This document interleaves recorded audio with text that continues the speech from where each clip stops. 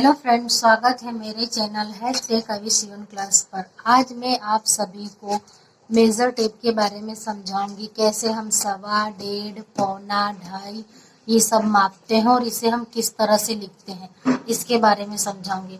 तो चलिए शुरू करते हैं मेज़र टेप को समझने। देखिए यहाँ पे मैंने ये मेज़र टेप ली है और इस जगह पे बड़े अक्षरों में ड्रॉ करके रखा है आपको समझाने के लिए। इधर देख सकते हैं और ये रही हमारी मेज़र टेप। तो हम अब समझते हैं मेज़र टेप को।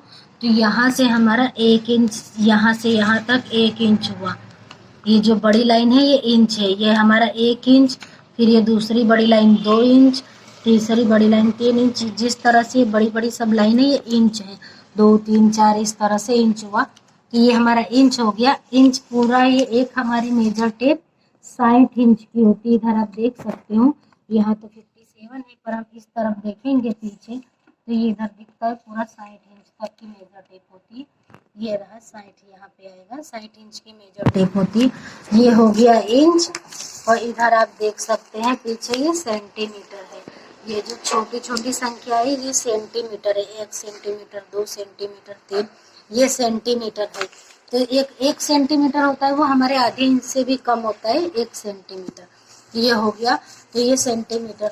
जिस तरह से हम कभी ब्लाउज पीस वगैरह लेने जाते हैं तो कैसे पता चलेगा कि 80 सेंटीमीटर का कितना होता है और मीटर का कितना होता है।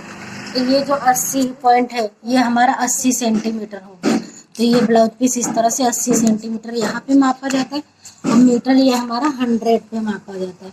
यहाँ से लेके यहाँ तक ये हमारा 1 मीटर हो जाता है। जहाँ 100 आता है वहाँ पे 1 मीटर होता है। और इंच की बात करें तो 39 इंच पे 1 मीटर होता है। ये हमारा सेंटीमीटर हो गया है। तो ये सेंटीमीटर हो गया, वो मीटर हो गया था। अब इसको हम अब सवा, डेढ़, पौना समझेंगे किस तरह से सवा, डेढ़, पौना मापा जाता है।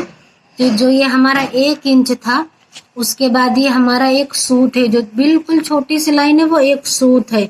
उसके बाद जो सवा वाली लाइन है, एक सूत छोड़ने के बाद छोटी सी बड़ी हल्की सी बड़ी लाइन है, उसको सवा बोलेंगे।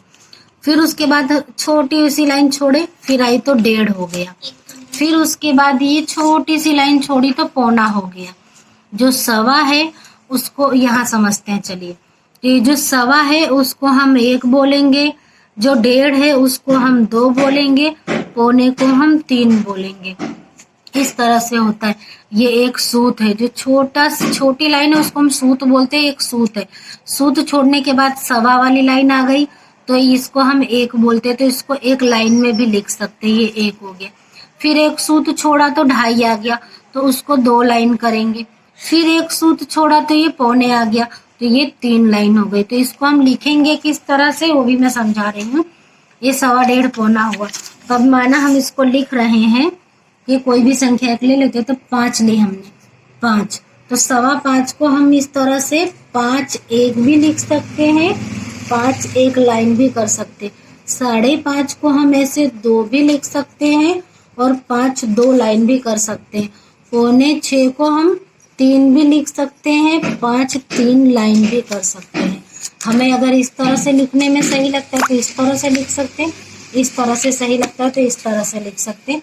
ये हमारा हो गया सवा, साढ़े और ये पौने। तो 1 2 3 जो संख्या के पीछे का लिखना हो पॉइंट लगा के 1 2 3 भी लिख सकते, 1 2 3 लाइन भी कर सकते।